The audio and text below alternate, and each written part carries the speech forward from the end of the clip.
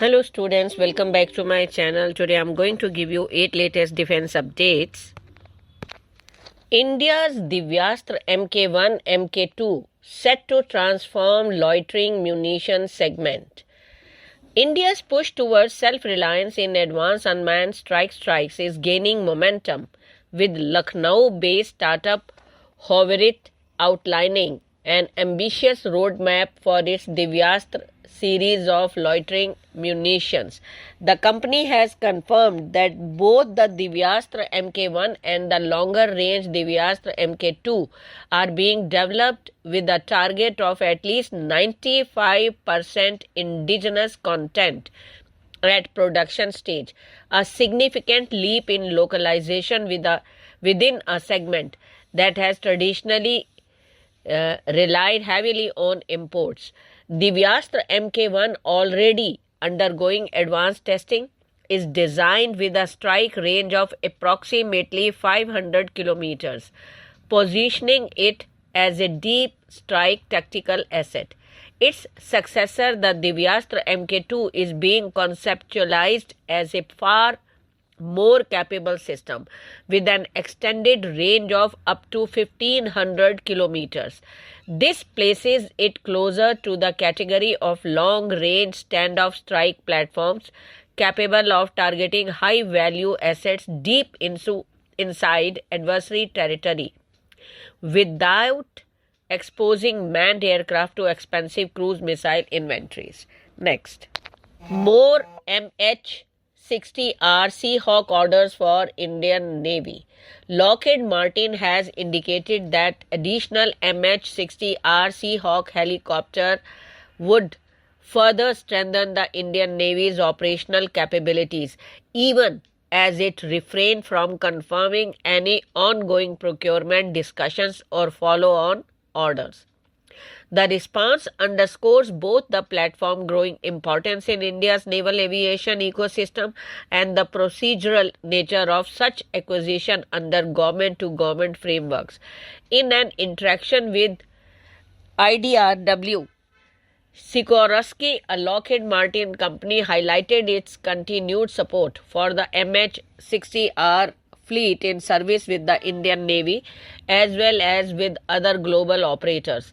The company noted that the existing fleet of 24 MH-60R helicopters is already operational, contributing significantly to maritime missions. However, when asked about potential additional orders, Lockheed Martin maintained that specific details regarding procurement status should be addressed by the US Navy or the Indian Navy, reflecting the foreign military sales structure governing such deals. Next, IAF to manage F-404 engines. Parallel to the advancing F-414 co-production agreement, GE Aerospace has secured a key contract with the Indian Air Force to establish a depot-level maintenance, repair and overall facilities, that is MRO called in short, for the F-404 engines that power the Tejas Mk1A fleet. The facility will be owned and operated by the IAF, marking a critical step towards building sovereign sustainment capabilities for India's indigenous fighter program. The development directly addresses one of the long-standing challenges in India's combat aviation ecosystem, dependence on overseas MRO chain for engine servicing and life cycle support. By localizing depot-level maintenance, the IAF will gain greater control over turnaround times, spares management and fleet availability, all of which are crucial for maintaining operational readiness. Next, India's next-gen air power, AI VTOL. India's evolving air power doctrine is increasingly being shaped by the need for survivability, flexibility, and rapid development in highly contested environments. In this context, the development of an indigenous AI-piloted vertical takeoff and landing fighter platform powered by a Kaveri-class afterburning engine represents a logical and potentially transformative step for the Indian Air Force.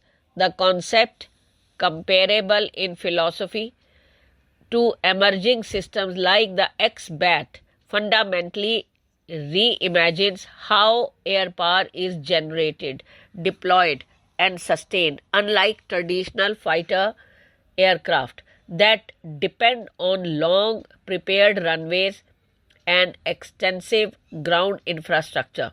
A VTOL combat platform can operate from dispersed and austere locations such as forward bases, highways, remote islands, or even naval vessels.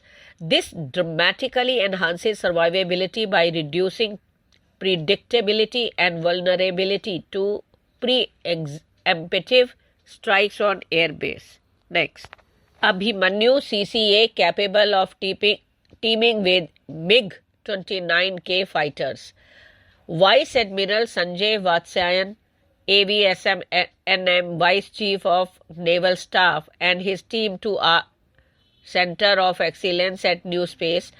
From the inception, New Space had a steady focus on R&D to ensure that technological foundations were unshakable before scaling to the complex systems we see today.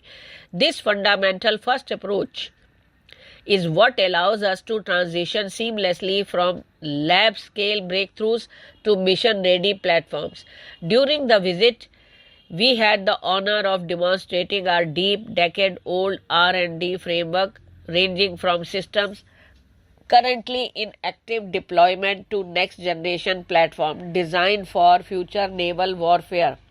Our recent collaboration with the Indian Navy on the high-altitude pseudo-satellite platform remains a proud milestone in our journey to bolster India's maritime security. Next, IAF DRDO study aims to turn Mirage 2000 into strategic interceptor. India is evaluating a major capability upgrade for its Mirage 2000, that is Vajra fleet, that the Indian Air Force, in collaboration with DRDO, is conducting a high-priority feasibility study to integrate the Astra Mk2 beyond visual range air-to-air missile onto the platform. The move is aimed at transforming the Mirage 2000 from a reliable interceptor into a long-range sniper capable of engaging targets well beyond traditional engagement develops. At the heart of this upgrade lies the Astra Mk2 missile, which represents a significant technological leap over its predecessor. Unlike the Astra Mk1, which uses a single-burned rocket motor, the Mk2 employs a dual-pulse solid rocket motor. This allows the missile to use its first pulse for initial acceleration and climb, followed by a coasting phase that conserves energy mid-flight. The second pulse is then triggered during the terminal phase, delivering a surge of energy that enables the missile to maneuver aggressively and maintain lethality even at extended ranges against highly agile targets. Next, India's medium transport aircraft deal. India is preparing to launch one of its most significant airlift modernization program as the Indian Air Force moves forward with a mega tender for 60 medium transport aircraft to replace its aging AN-32 fleet. Sources indicate that the upcoming procurement will not just be a platform acquisition but a strategic push to reshape India's military aviation ecosystem through indigenous manufacturing, localized sustainment, and high-altitude operational capabilities.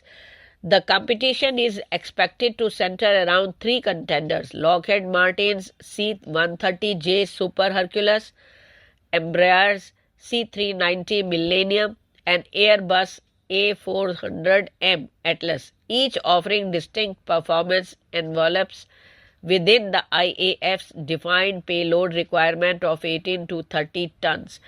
The C-390, with a payload capacity of around 26 tons, and the C-130J, capable of lifting approximately 20 tons, are seen as the closest fits, while the larger A400M may be evaluated with specific role adjustment. Next, India's ET-LDH-CM hypersonic missile advances under Project Vishnu.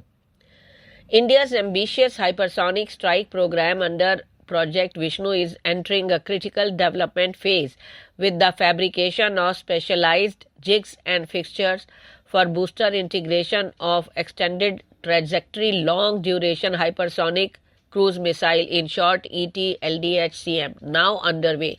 This seemingly industrial milestone carries major strategic significance, as such tooling systems are essential for ensuring precision alignment, structural integrity, and repeatability during the integration of complex hypersonic propulsion stacks. The ET-LDH-CM is widely regarded as the centerpiece of Project Vishnu, which serves as the umbrella initiative for India's next-generation hypersonic offensive and defensive systems, while parallel effects like the long-range anti-ship missile and the Dhwani hypersonic glide vehicle addresses specific operational niches.